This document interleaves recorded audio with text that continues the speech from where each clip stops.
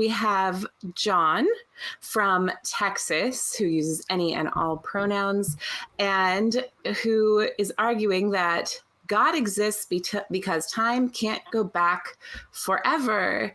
Oh. Hey, John, can you hear us? Yes. Hello. So you're saying God exists because time can't go back forever. Tell us more about that. Well, okay, so time, I think Richard or someone made a comment that time can go back forever, so or it can go forward forever, it can go back forever, like it could be infinite, backwards and forwards. But I think that the time cannot be infinite backwards or maybe even forwards, because what you're doing is conflating the whole concept of infinity is a mathematical concept. So it's kind of hard to imagine infinity and apply it to the real world, to either space or energy or time or anything like that. So, it's a mathematical concept. We can always think of a number that's bigger than any number we have at the moment. So that's where the concept of infinity, or is it, as something goes to a limit, some function goes to a limit. So, but time is not like that. It's a created thing. So it can't go back forever. It can't go back. How do you know that? And the other thing is that, that the arrow of time is entropy. Entropy gives us the arrow of time. So that's how we know we can't go time travel in the back. We can't go backwards in time. John, can I just interject for a second? Never mind. John? Yes. Hello, can you hear me? Yeah. So, yes. Do you know, or do you have insight that we're not aware of as to what occurred before the Planck time? No. We don't know. Nobody does. So the actual answer is not, it can't. The answer is, we don't know if it can. And therefore, we open it up to candidate explanations. So you have to justify now, John, why God? Well, because time has a starting point. So in Genesis, we have the start of everything, including time, energy, matter, space. And I don't know that that's something we can be for sure. Kind of going back to your analogy about infinity, and it's a mathematical concept and it's hard to understand, but it sort of means things can go on forever. The argument seems to be that we can't conceive of time going on forever, therefore it does not. And I would say that there are many things that I don't understand. I think I reference PBS's spacetime quite a bit, but yeah, time gets weird at the outer reaches of the universe. Time is a descriptive thing we use to label how we experience life and I guess what we perceive as moving forward. But an inability to understand that it could be infinite does not equal an impossibility that it's infinite. How would you respond to that? Understanding. I'm not talking about understanding infinity. I think we can understand infinity in some concepts. We can always find a number. Take any number, we can always find a number that's bigger than that. Mm-hmm. Right? That's because numbers are abstract things. So is time. Infinity is definitely a concept. But now you want to apply it to material things or the universe, things that really exist, like time and matter and space.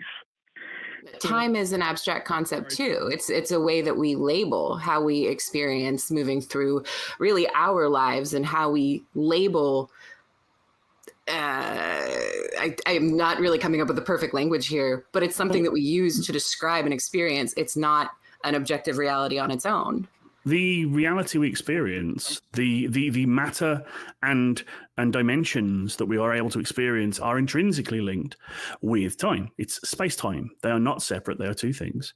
And all we truly know, all we can truly prove, is that space-time existed at the Planck time, and we can pretty much track the universe from then on to now. But since no one, you, I, or any physicist right now knows what happened before then, we have only hypothesis. And your hypothesis is coming to God, and ours is not. So what I would like to know is what evidences or arguments you have that your hypothesis is more likely to be true than ours. Well, okay, so Time is a funny thing. I mean, how do we measure time? We can only measure it in terms of space and some movement, right? That's the only way we can measure it, right? It's why blank time exists. It is the smallest measurable amount of time before which or within which time as a concept doesn't make sense.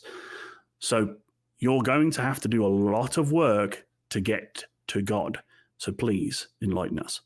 No, it's not that hard.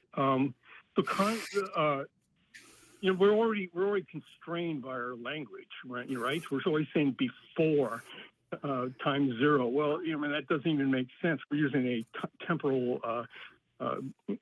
word to convey something like in a temporal sense that doesn't exist. So we are constrained. We're constrained by our understanding. That's absolutely sure. But if time goes back forever, it's like have we always had civilization on this earth? Can we have it forever? We have had civilization on this earth from time infinitely past. It's that sort of idea. And the answer is no. We don't have any evidence of that. We don't have. That's a wildly different question, though, because for civilization to exist, there have to be quite a few precursors that we do know of and that we can describe. So we can tell you why civilization can't just go back forever, because the conditions of the earth were not habitable, because those of us who believe in evolution would say that there weren't really humans who would create civilization ultimately. We can give reasons for that. I think that's a very different question than whether or not time can last forever, because we don't know what a precursor or what would be necessary for that to happen. You guys believe in a Big Bang, and Big Bang has a starting point. Well, again, you say that, like, what I understand, I'm not a physicist, but I trust them, is that we can surmise the progression of the universe as a universal expansion, as Forrest Valgo said, an everywhere stretch rather than a Big Bang, from this Planck time, from the earliest point we can measure. But before that, the concept of before doesn't even really make sense. So, yes, I believe that the Big Bang model is the most congruent to our current observations of the universe. But you inferring me saying that time existed before the Big Bang, I don't know. I literally don't know. Nobody does. And it's not even certain that anyone can. Mm-hmm. Yeah, I think that looking at the Big Bang, it's this beginning of our iteration of a universe. I have no idea if it is the beginning of every universe or the only one to have existed. I think the idea that there was something pre the Big Bang, I'm very comfortable saying I don't know what that is, but I don't know why that necessitates God. Yeah. It's the whole thing of like, John, have you seen the back of your own head with your own eyes without any other external assistance? No, it's not possible. It doesn't mean it's not there, but you need like a mirror or a photo or something. Perhaps there will be a time where we will have the technology or thought to be able to observe what happened before our universe instantiated. But we don't right now. And so in saying, therefore God, you are committing a fallacy that is God of the gaps. Oh, stop with the God of the gaps. You guys have plenty of gaps too. But we don't fill them with bullshit. I mean, I think that I just said I'm comfortable not knowing. Yeah, there's a gap, but I'm not trying to say that I do know when I don't have any evidence and I would just have to make it up. I could believe Smurfette created the universe and then I wouldn't have a gap, but that isn't helpful. So we know, the universe is running downhill. We know that. That's irrefutable. That's what gives. What do you mean by running downhill? It's all the stars are burning out. It's all going to a low energy state. All concentrated energy areas are being dissipated. the entropy is increasing, monotonically increasing. That's the death of the universe. Yeah, at least as far as I'm aware, that entropy is a thing. Yeah, okay. Is what? Entropy is a thing. Yes, the heat death and all that. Yeah, go on. Entropy is a thing. Absolutely is a thing. He's not arguing. He agrees with you. He's saying, continue. It's like one of the most fundamental concepts in physics, of course. Yeah, I'm still not seeing God. So entropy gives us the arrow of time. It gives us the arrow of time, and it says we can't go back in time because never mind the contradictions of going back in time. Just that the arrow goes forward. There's only one way. Entropy is always increasing in the universe. So that gives us, if you can only go back so far to have a starting point, and we don't know what happens before that. So how does this all get started? I mean, supposing this is all true, I don't understand why it would lead us to God instead of a question of I don't know. And I also I don't know enough about physics, and I'm feeling like there's this little bit of a gap here for me, which makes me feel like I need to go back and research. I'm not sure what you're saying about entropy always being true all the time in the universe is true. Simply because I'm not an expert in that. But even if all of that is true, it still leads us to this question of why God, and particularly why this God and why not Smurfette, you know? Actually, here's an interesting question, John. Well, could you define your God? What are the properties of the God you believe exists? Well, it's the God of the Bible. So well, we already know that the Bible story of the creation of the universe is factually completely fucking wrong. Light came after the earth. It's wrong from the start. It's wrong because what? From the very start, the description of the creation of the universe or of the world as portrayed in Genesis, and I've read Genesis and noted it, is wrong. It's incorrect. So if you're taking the God of the Bible to be true, then whoever wrote down what he did it wrong. You're so sure of that, huh? So what you're buying into is the basic cosmology, the current cosmology of the Big Bang. And the Big Bang cosmology has certain assumptions that went into it. And those assumptions determine it's the results of that theory. So how did we arrive at those assumptions? I think that maybe the question of how do we arrive at biblical assumptions versus how we arrive at scientific assumptions might be worth exploring. I think that's a really big question. We also have a comment here from Kelly, who's our resident geologist, who said, entropy only happens in a closed system, and we don't know that the universe is a closed system. So I think we kind of end up with this issue where we have the same issue when we go outside into the greater reaches of the universe that we do when we try to reach back into the past before the Big Bang, which is that our knowledge is inherently extremely limited. So drawing conclusions from it seems like a bad idea. Yeah, our knowledge, of course, it's extremely limited. We're talking about an awesome God, a God that creates hundreds of billions of galaxies. And hundreds of billions. I mean, we don't have to be talking about an awesome God, and our knowledge is still limited simply because we are apes who are trying to understand the universe. It's a God, I'm positing, as an explanation that created the hummingbird and the horse. Yeah, it's an explanation, but it's not a very good one. I could explain it by saying a giant ethereal dragon shat the universe into existence. It's an explanation, but it's one with no backing, no evidence, and doesn't make logical sense.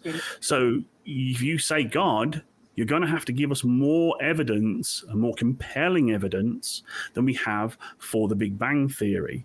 And we have a lot of evidence of the Big Bang Theory, things like the mere existence of uranium or lead, heavy elements. The mere existence of the element lead goes to prove us, and Kelly may be able to back me up on this one, lead exists only because the universe is fucking old as shit, right? It's really, really old because lead decays from heavier elements that were only created after the early stars supernovaed, and the fusion of the lighter elements became the heavy elements. And that's just one thing. Then we've got universal background radiation.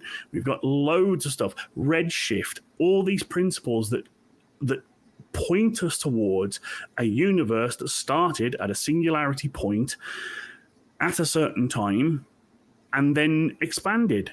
And so you're saying we make assumptions, maybe a couple of little ones, but there's a mountain of evidence to back those all up.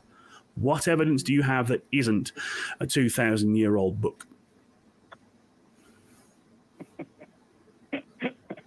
Well, you have all these complex biological systems that are incredibly complex that we don't even have understanding them, and any gradual change in mutation or whatever selection process, just mathematically, is not sufficient to do that. And the whole field of evolution is now from that. But never mind that. Yikes. Never mind. Yikes. No, we're not going to never mind that.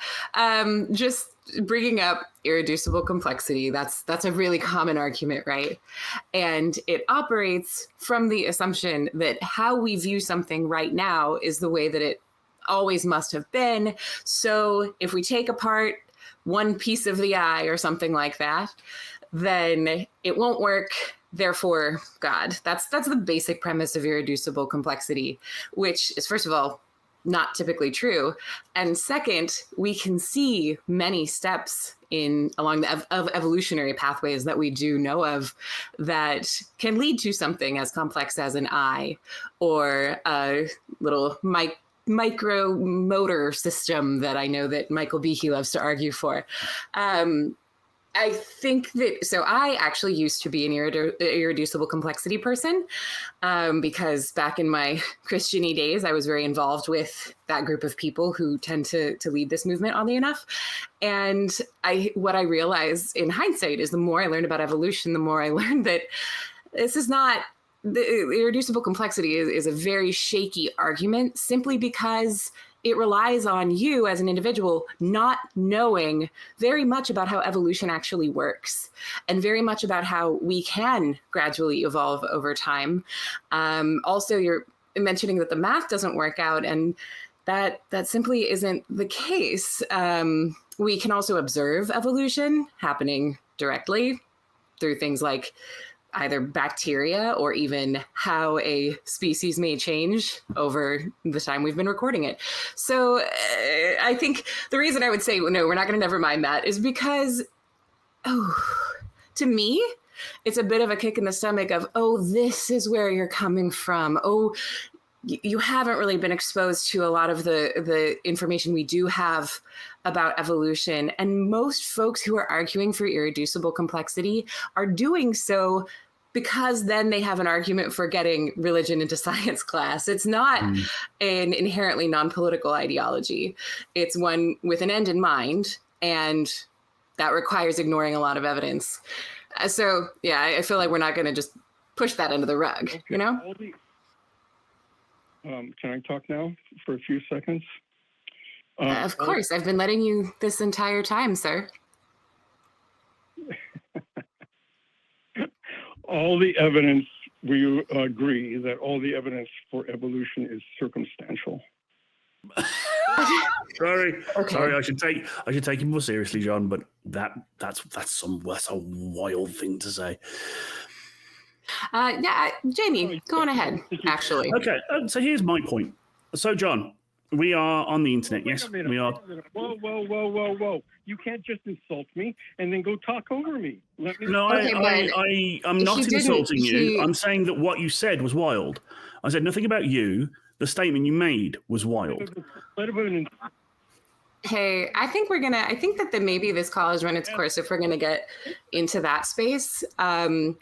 And so I am gonna drop you, John. Feel free to call back at a different time when maybe this isn't the feelings that are coming up that are big.